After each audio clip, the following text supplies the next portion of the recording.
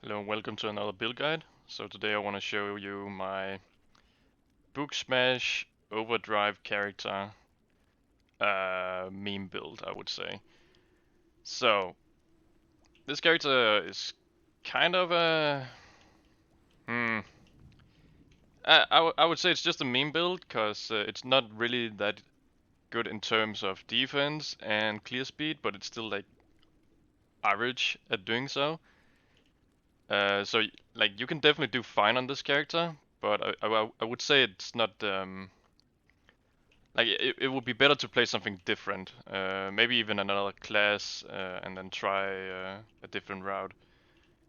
Um, but yeah, overall it's probably one of my highest single target characters so far, because of some few mechanics with Overdrive and Book Smash. Honestly, Book Smash is just to do the triggers of Overdrive, because it's apparently considered a melee skill, so you can be like a bit more ranged and then trigger overdrive. But then at the same time, you cannot really trigger it when you're like very far away from an enemy. So it's kind of a weird one, but it definitely works, I would say. So yeah, I would say the gameplay of this character is just a bit clunky, but it is manageable. Um, so if you do want to play something like this, I don't I don't think I can recommend Book Smash actually. I think maybe play the Knight or Huntress with maybe Stab, because I actually tried this Chrono-puncture ability right here, but the problem is that when you like deal damage with this skill, you deal like 3% base damage, and if you have a like if your only defense is Leech, that's not gonna do it for you, man. So the leech on this character is very important, otherwise you will pretty much die very easily. But that's the reason why I chose Book Smash over Chrono-puncture. If you like, if this ability had leech, I would have chosen Chrono-puncture because it feels really nice to play. Like it's so cool. Like it feels like you become a JoJo character or something like that because like look at that attack speed, dude. Like it's so fast, and it feels really great because you can like move very easily while using it. But it doesn't have any skill damage, right? So it doesn't work, man. Like if you have to get up in enemies' faces, you need to have some sort of recovery, and Chrono Puncture doesn't have that. So that's such a shame, honestly. So it's a really fun ability, but it doesn't work, I would say. So that's why we're using Book Smash, and Book Smash is still fine for what it does. Um, but yeah, it, it's kind of disappointing. If Chrono Puncher was the main skill, this character would actually be very fun to play. But it's not, like, because you will obviously die all the time. If you played like on Rev 5 or something like that, it would be fine with Chrono Puncher, but otherwise it's not. Okay, enough ranting, and let's go over the rebuff choice. And the one I chose is the Big Fury. I actually used this in my previous build as well, and there's a few reasons why. Overdrive only scales with skill damage, or you scale it with this staff right here. So when this one, I actually tried this, but it simply doesn't work. So it actually scales with the Reaper damage on this weapon as well, but the Reaper damage is so low that it's not worth it at all. Like, look at this damage. It's only like it's almost it is actually level 100 and what is it, 44, and that's just not enough Reaper damage, man. Even with the Primordial Benediction that grants a bit more overdrive damage, it's just not enough. So This was initially what I wanted to do, but it's not good enough. And that's why we're using Big Fury over the Overdrive sword. And as I explained in the last video, you get so much damage from the primordial version paired with this keystone right here, Savagery at rank 45. So this one just makes you able to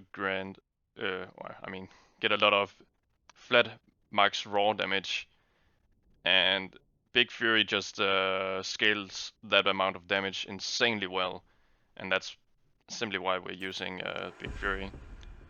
And the way we get down to low mana is by using this Arcane Breach right here. So there's a note right here that says Arcane Breach mana cost is increased by 100% for each Arcanic emblem you have. And you can get up to 5 of those, so you get like 500% increased mana cost. And the mana cost is already very, very high. So you can like consume your mana insanely fast with this skill. It's actually really nice.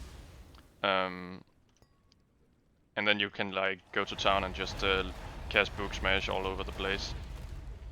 So that's about how the character gets up to the gigadam numbers. But there's still more to it, of course.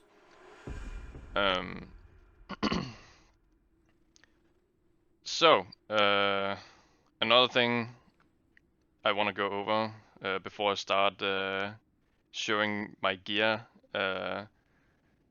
and what actually makes this character pop off in terms of single target damage. So, Ultimatum, obviously I'm gonna use this one because I don't have very much space on my gear to actually get crit damage, and on top of it have crit chance. So this Ultimatum is just such a easy option to pick on, I wouldn't say on almost every build, but it's definitely close to it. So yeah, this is the choice of Ultimatum. Now, why does Overdrive deal so much damage? That is the question. So first off, I want to show my Bracer right here. So the Bracer has this legendary effect that says Overdrive slash bounce deal 200% and 280% increased damage. That's a multiplicative damage modifier, and it is scaled out of your crit damage. So if you wanted to go even more ham on this damage modifier, you would have to use another Ultimatum. You could probably get up to like, I'm not 100% sure, but around like 400 crit damage. So it would be even more broken than it is. And this mod doesn't mean that it removes like crit damage as well, so you can still crit with this extra more modifier. So it's actually insanely strong. And on top of that, the gloves that I'm using is this one. So this one paired with this bracer right here is absolutely busted. So whenever you deal overdrive damage, if there is no possible other targets for overdrive, it deals 100% increased damage for every possible bounce left. So what we're doing on this character is scaling our maximum bounces on overdrive. So as you can see right now, I have 21 bounces. So if I hit a single target without any other enemies around him, you will deal 2100 increased damage, which is a multiplicative damage.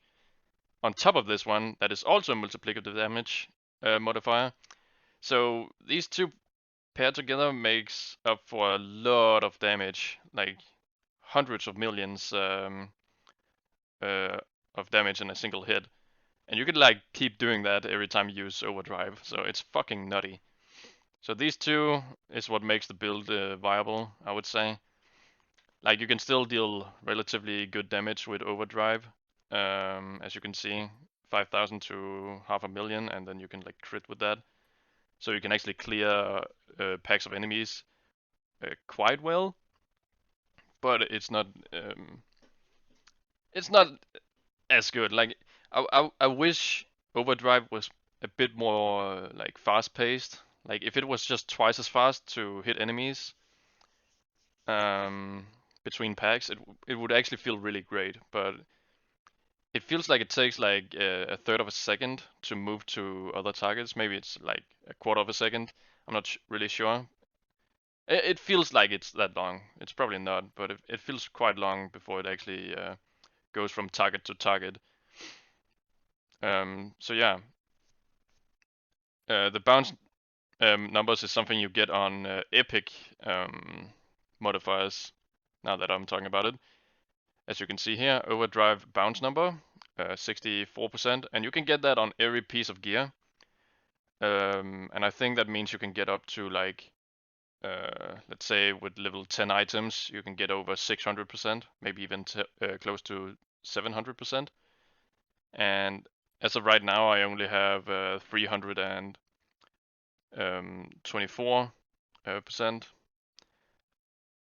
And another thing is this cape right here. That means you get an overdrive bounce multiplier. So if you have like a base of 10 and put this on top of it, you will get up to 25 because it's 2.5 times more bounces. So this one is very important as well if you want to do this sort of build. I cannot really recommend the mage, honestly. I feel like another character is going to be way better um, at performing. Especially if you, let's say if you take stab on Huntress, you can then actually leech from the melee hits and then you can actually sustain yourself and that would feel way better.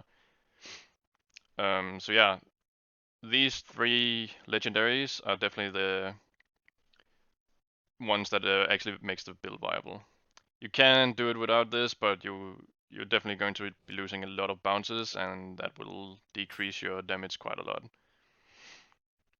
Um, let's see. I'm just gonna go all my gear right now. So we're obviously scaling mana and attack speed, crit chance on every piece of gear that you can get your hands on. Maybe a bit of mana regeneration just to sustain your mana when doing expedition. This one is quite powerful because I got like overdrive and bounce number on the epic stats. This one is just this is very good. That's a very good helmet. And then another thing is this one with Book Smash. When you deal a critical strike, you then summon 8 more Book Smashes on random nearby enemies. This is not necessary, but it definitely helps your clear speed quite a lot. Because on Book Smash you can get a note that gives you like a tiny bit of area of effect. So this is very nice to have if you want to do a bit faster clear speed. The chest, the legendary effect is not necessary. Um, so just having a normal epic chest would be fine. So here we are just scaling a bunch of mana and then a tiny bit of life, some damage reduction, get some better um, epic stats than mine, because this is not the best that you can get. This is the cape, as I showed before. Overdrive chance is very important as well. Otherwise you cannot trigger overdrive, obviously. And the same goes for the belt. Get some overdrive there.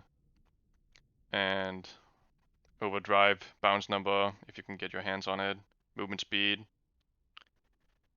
The rings are just to get way more life, I would say. And then get like movement speed and attack speed in the magic and rare modifiers.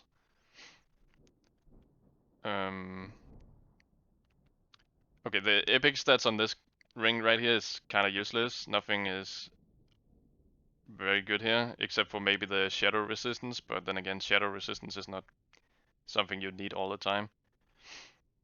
And the boots, you can get a bit more overdrive chance there as well, and overdrive damage, and if you're lucky, get overdrive bounce numbers.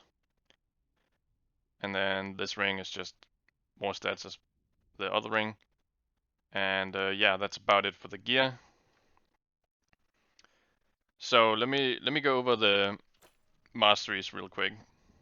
So as I said before, we're using Arcane Breach just to consume our mana. The first one is this one, just to increase our max mana if there's any enemies inside your Arcane Breach. This is kinda... it's very situational. Like against a single target, you only get like 5% max mana. So it's a teeny tiny damage upgrade, but then at the same time not, because you're going to get mana regeneration, and that means you're not going to be constantly at low mana, which you really need to be.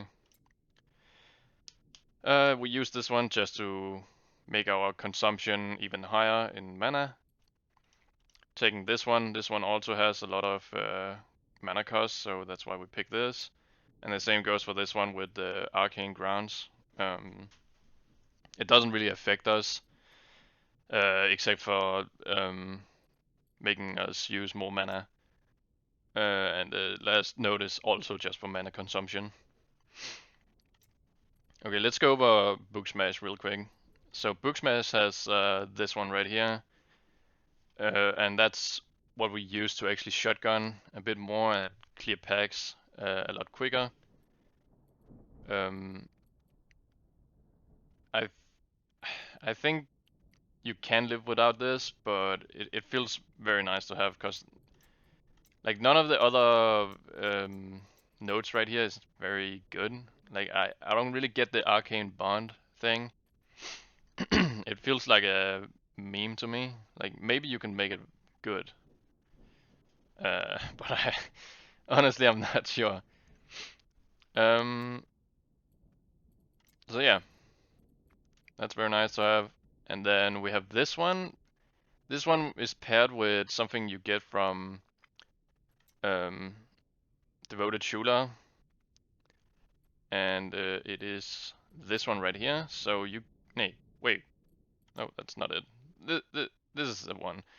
So you get Thorns damage equal to 20% of your max mana, so you can get that 20% of your max mana onto overdrive damage. So that's very nice. So you get like 4,000 from this node alone. I think that's pretty powerful. Like you can probably use this, like scale even more mana and then not use Big Fury at some point. I'm not sure. Like it's kind of nice. It's a niche one, I would say. We take this one. I don't know, man. It's just for 5% cooldown. If you had a bit more Ancestral Strike chance, it would be pretty good. But on this character, we don't really need Ancestral Strike chance or damage. These nodes right here are kind of dead nodes. There's not anything that's actually add value to us, and the same goes for the last node right here. Because if you need to get any value out of these, you would need to use another skill to constantly trigger these effects. And I think this one is the only one that's actually like kind of good, where you can get melee recast chance for every non-obliteration emblem. I mean, that's not good. So we are just ignoring this. So, Devoted Shula, let's go over that real quick. We get this one, just a bit more mana to scale our Big Fury damage. We take this one, so every time you walk through this like skill, Wall of Omen, you get 45% movement speed, and that's very nice, that's very powerful. That's a lot of movement speed from one ability. So you can see that I'm running very, very fast, like our movement speed is 140%. There's not that many characters that can get that, except for those that use like some specific Reapers, or has a lot of GG gear. I talked about this one, very nice to have. And then we take this one just to get a bit more area damage reduction. I don't think anything else is good here. So that's why we are just picking this one over the other two. So another thing is this 5 area. Like, there's nothing good to come after. So I would just recommend, like, if you're specifically playing this character, you can just not invest into these nodes right here. Another defensive layer is this one. So every time enemies shoot through your omen wall, they are going to be destroyed. So it's kind of nice to actually spam this. Like, if you're in a Chaos Breach, for example, you can like throw these down all over the place, and then enemies kind of like shoot you. If you stand in something like this, it's not very likely for you to stand in a square like this, but if enemies are standing around you and shoot you through, or try to shoot you, you're never gonna get hit, basically. So that's very nice. Very nice defense. Another thing is this one, and the reason why we're taking this erasing pain is just because there's nothing else we can use, because we are not using any projectiles with rebound or anything. So just getting a bit more resistance is very nice. And this one is how we actually scale our Arcane Breach mana cost to some absurd levels. So with every emblem I have of Arcanic emblems, I think it's called, the more mana cost we have from this node right here. So we can get up to 5 of those, and that means we are going to have 500% increased mana consumption on this ability. Of course, you have to cast it like 6 times to get up to the full amount, and sometimes it's not even necessary. So yeah, that's about it for the masteries. Another thing is that you can probably play other characters, like maybe the how do you say that? Phlegmatic caster. Whatever. You can probably play this character as well. I'm not really sure. Like, there's a node with, yeah, this one right here. So every time you cast a remnant skill, you also trigger a remnant of overdrive. So there's like some upsides and downsides with this. So if it's called a remnant of overdrive, it's going to have a 50% decreased damage, so half the damage of what you normally do with overdrive. So it's not. I mean, it can be possible to do something with this and then maybe get some other nodes. I'm not really 100% sure about that, but there's probably some cool things you can do. Okay, Ancestral tree. Let's go over that real quick. It's very simple. So what we're using is just air conditioner for defense. I haven't really scaled this to the absurdities like on my other characters. So honestly, it's not very noticeable either, because we're not, like, let's say we're not using Chrono-puncture as our main ability. So if you want something else in the Ancestral tree, you can definitely pick it. Another thing I picked is this one, the Pain Weaver, just to get a bit more raw damage and damage to elites. It kind of makes it overkill with single target, but that's a whole like meme about this character. We take Burning Rage, Burning Shadow, for the juicy 30% raw damage and crit damage, but the crit damage is irrelevant because we use the ultimatum of crit damage. And then another thing is this one with aura effect and then a bit of like max mana to scale our mana even further.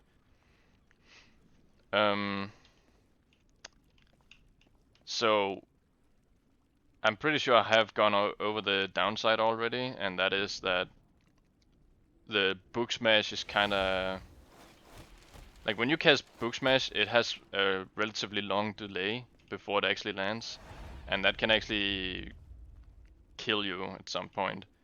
Because if you, let's say, lose some life and you want to get your life back, and then you like try and hit an enemy, but if the enemy is fast enough, you can actually just get two-shotted by something, and that feels kind of awful at times.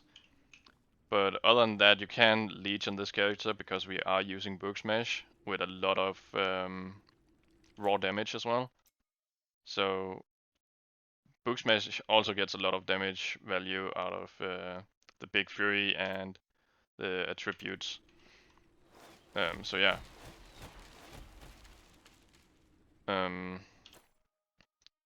I think that's about it for the essential tree. So attribute system, obviously we went with this one, as I talked about earlier. We take a bit of Fury up to 10 just to get a bit more crit chance. Very nice. We take a bit of willpower to get even more max mana. So that's going to make it easier to scale our mana. And a few other points here is just for quality of life, just to get a bit more attack speed, get more movement speed, and then this one. This one is honestly very powerful, I would say, when you're just doing expedition, which is like 99% of the game right now, when you're just like you're just running expeditions all day. And what it does is when you pick up an item, you get a greed stack, and every greed stack grants you 1% increased crit chance for the next 10 seconds, and it stacks up to 15 times. I mean, that's like almost free, I would say, free damage when you're just running through expeditions. And then on top of that, you get a bit more movement speed and some slum find. I mean, slum find is kind of irrelevant at this point if you are this far into the game, as I am. But yeah, I think that's about it. And yeah, I'm not sure what to say about this character. I kind of regret not doing it on another character, like either the knight or the huntress. But I feel like the majority of my characters have been on huntress, so I just tried to see if I could make the mage work as well. I couldn't, honestly. It's not that good, even though it has so much damage. Other than that, guys, take care, and I will see you in the next video of a pretty strong character. I can already tease that, so the next character is going to be fucking wild, and it's probably my favorite character so far. So you definitely have something to look forward to. At least I'm looking forward to playing it even further and min-maxing it. I really want to min-max it as much as possible because it's just, mwah, it's so great, man. But yeah, take care, guys, and see you in the next video.